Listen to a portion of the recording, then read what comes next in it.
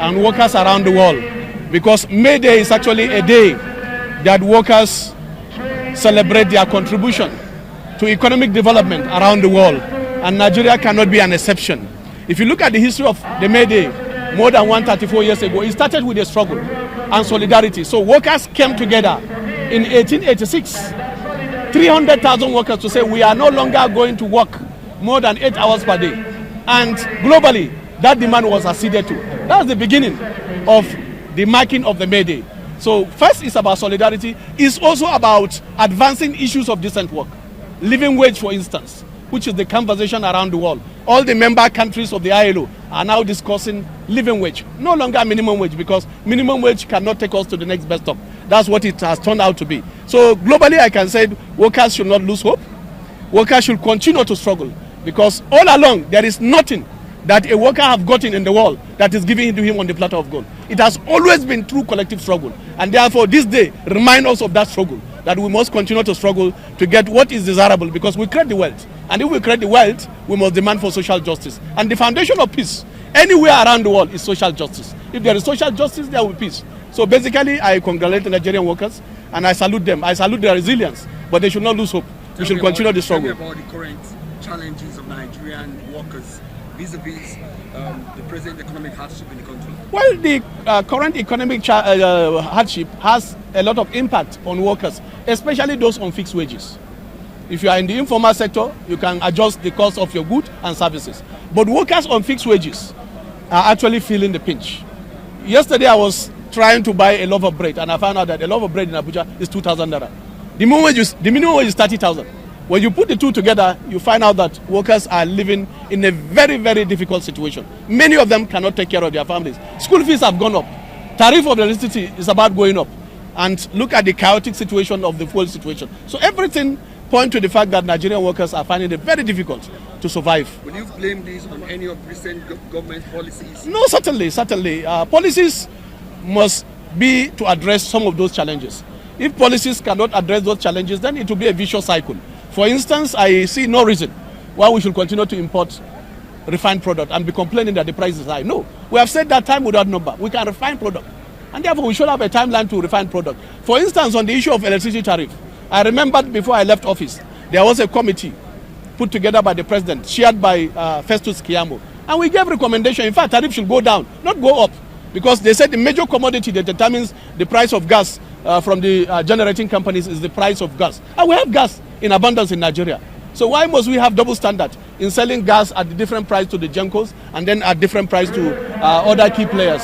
And we gave that recommendation, and if that recommendation will have been implemented, in fact, the cost of tariff should go down. So those are some of the difficulties that Nigerian workers are going through, and we hope that policies should be aimed at addressing those challenges.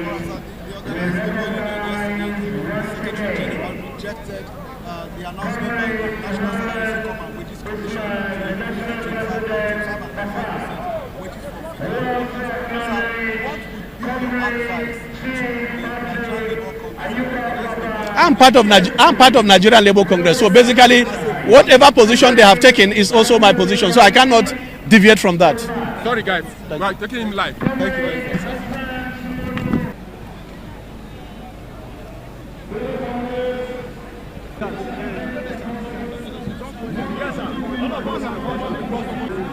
Hold on. There's no review. There's no 1 naira review, except that they are capturing, and that should have been done internally. They have been paying the education sector and whatever that comes. Now they added paramilitary and the military. So that's no wage review, please. I think we should be able to, but the fact that they are trying to do it now, we suspect the intention. Why will they announce it now to create confusion? For over 4 years, the National Public Service Negotiating Council have been asking for this harmonization. So if they are harmonizing it now, fine and good, but it's not wage review. No, they are not related. Thank you. Minimum wage cuts across public and private and all sectors of the economy.